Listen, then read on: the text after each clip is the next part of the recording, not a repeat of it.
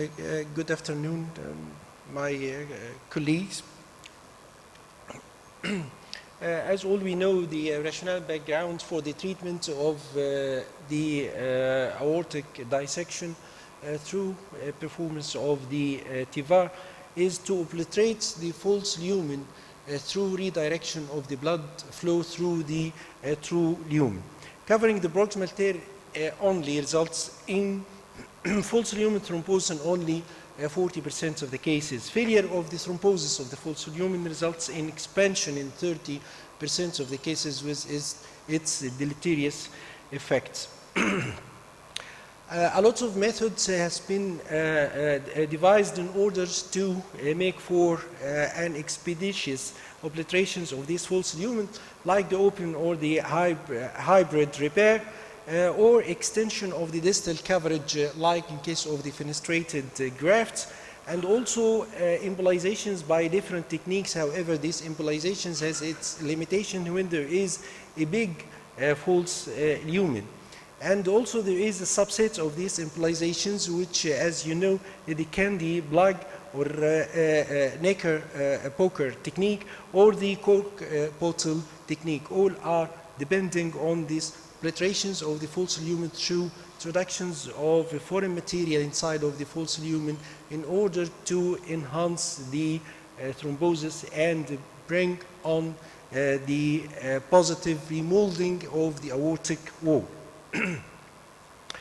In our case, he was a male patient, 70 years old, diabetic and hypertensive, and came up with a chest pain, for which he was investigated, and we found that there was two things positive, in which one of them is the occlusion of the right main coronary artery with distal chronic occlusion in its branches, and the decision of the cardiologist was that is for the best medical treatment. And the CT scan, as you see, there is type A aortic dissection starting shortly after the left subclavian artery and descending downwards to the level of the celiac artery with two big tears. One of them was on the left side. This is the proximal tear, which was distal to the takeoff of the subclavian artery, and the other was almost opposite the takeoff of the celiac artery. This is the 3D reconstruction. Here is the proximal tear, as you see, and the distal tear is apparent opposite to the takeoff of the celiac artery. We had a past experience on doing a case like that in which there is no sufficient distal landing zone, and we ended up by finding that the distal end of the aortic graft has been deviated inside of the aortic aneurysm. This necessitated us to redo this patient and to convert this into aortouniiliac with femoral bypass.